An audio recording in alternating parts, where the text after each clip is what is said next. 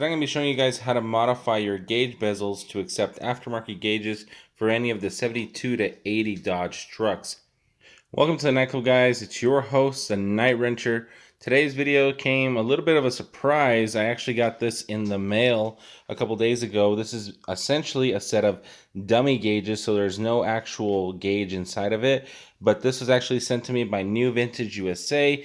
They're an aftermarket gauge company based here in the United States, Detroit, Michigan, and they actually reached out to me and said, hey, can you check for us to see if these gauges will actually fit in the stock truck bezels? And I said, yeah, sure, I've got a couple of them right here.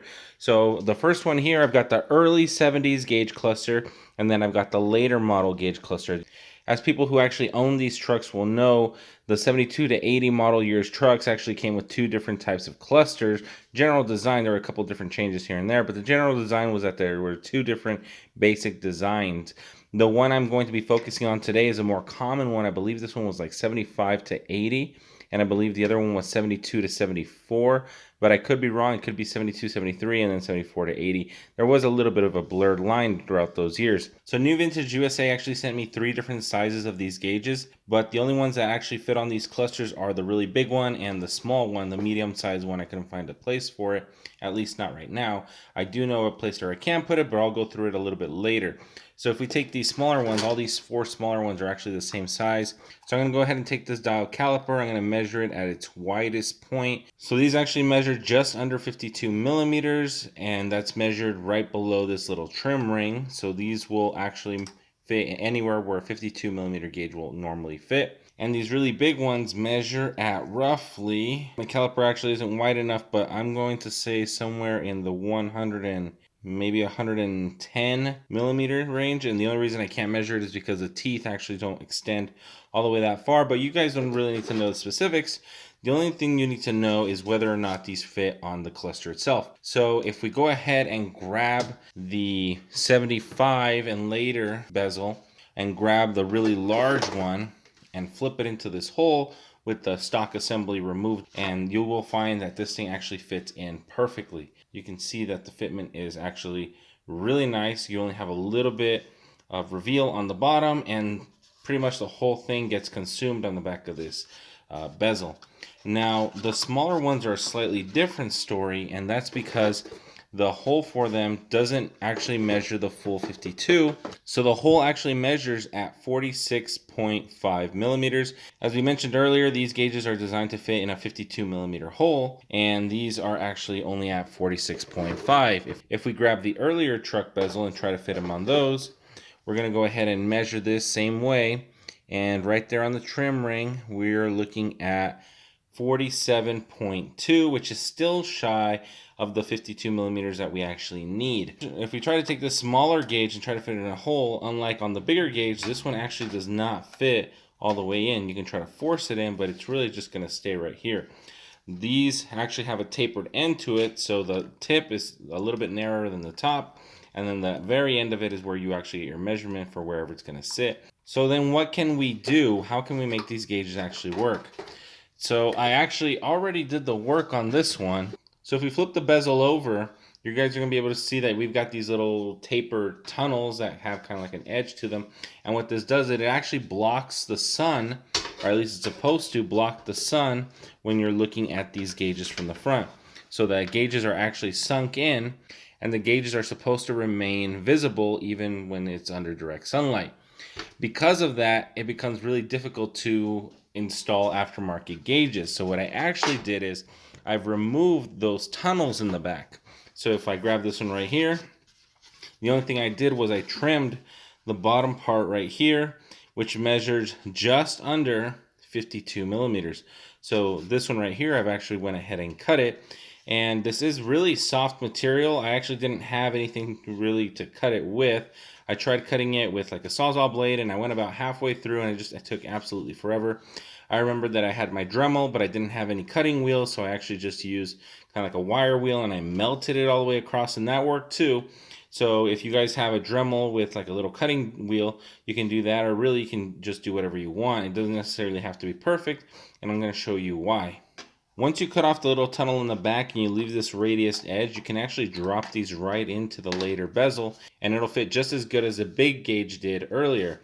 I mentioned earlier that you don't really have to do it really perfect, and that's because these gauges come with like this little holder in the back, and even though you don't set it up perfect, and you can see it has a little bit of wobble, when you go ahead and screw these bolts in or these nuts in with the washers, so even if these gauges are going on something that doesn't necessarily conform, or if you left a little bit more room on the bottom, you guys can see that there's plenty of thread engagement for this gauge.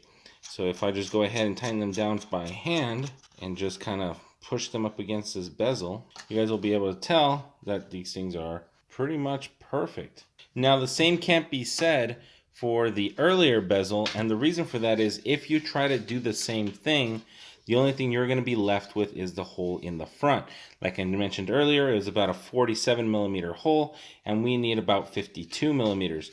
And the reason it's different is because these bezels on the later models, the bezels actually sit wider on top than it does on the bottom, and this one carries the same hole all the way through. So your best plan of attack is to actually get a hole saw and go through and cut this out. Now, would I really want to risk myself trying to cut out holes into this bezel? No, which is why I decided not to do it. It's much easier to do it on the later ones, but if you really wanted to resto mod your old one, a hole saw is going to be your best bet. Now, there is a little bit of good news when you're holding on to this bezel. In case the 4 little gauges still work, but the speedometer doesn't, or you want to replace it with something else, you can go ahead and take the big one, and the big one still fits in the hole that we mentioned earlier. It will stick out a little bit further because of the same tunnel that I mentioned earlier, but if you guys are pretty good with a little bit of sandpaper and a Dremel, you guys should be able to take off about a 1/2 inch off of this and recess it a little bit deeper into the hole. So originally I thought that I messed up when I was cutting these support brackets, and I'll show you guys why. If we go ahead and drop this in its stock location, flip it around, go ahead and install the bracket, have it sit right there in the recess, you'll see that we're a little bit too long. But I went ahead and I trimmed about a 1/2 inch off of an extra one that I have. Go ahead and try to do the same thing, and it actually fits perfect. Now, what ended up happening was I did a test fit on the older bezel first, and then without realizing it, I grabbed the newer bezel. And when I grabbed the newer bezel, I grabbed the shorter bracket that I made. And after that, although it did fit in the holes just like it did before, it's actually sitting on this edge instead of the bezel itself. And what I realized was that because of the way the tunnels are set up, you would actually be better off using the one with longer legs, in other words, the unmodified one, and then that one will be able to reach all the way to the bottom, and then you'll have 100% contact when it comes with the little mounting hardware. That being said, all hope is not lost for the older bezel. If you decide not to make the bigger holes, you still have the access to the larger gauge right there down the middle. Whether or not you decide to trim down this tunnel is up to you, but you also have the opportunity to actually cover this hole up, or some of them are actually blocked off, and if you do, you can actually drill out holes here and another one here, and you can fit 2 of the 52 millimeter gauges. You also have an opportunity to plug this hole over here, which would belong to a couple other features, and install another 52 gauge right there. So aside from replacing the front big one, you also have the opportunity to add the other 3 52 millimeter gauges. In addition to the holes for the stock ones that you already have, whether or not you decide to replace them, that's up to you, but it's always nice to know you have options. For the later bezels, it is a similar story. In fact, you actually have even more options because you can install a 52 millimeter gauge here. You can install another 52 millimeter gauge here. And if you block off the radio area like you did with the other one, you can install not just one, but 2 52 millimeter gauges, or you can install the slightly smaller medium-sized gauge and a 52 millimeter gauge right next to it. So you can have one for your stock speedo, you can have one for tach, and then you can have one for whatever you want up over here, which is probably something that I'm going to do because I like to have my gauges very visible. So you have the option to extend the stock 5 holes into 6 holes, 7 holes, 8 holes, 9 holes, whatever you really need in order to fit whatever build you're trying to do. And especially if you are cramped for space, I know these trucks don't have a lot of interior room, and you want to maximize the space on your gauge as much as possible. Maybe you only want to do some, maybe you want to do all of them. It just depends on what you guys want to do. Like I mentioned before, these dummy gauges were supplied by New Vintage USA. Go ahead and check them out because these are the exact gauges that I'm working with to make them work on these stock cluster. So I'll leave all of that in the description below. I will see you guys all in the next one. Night Wrencher out.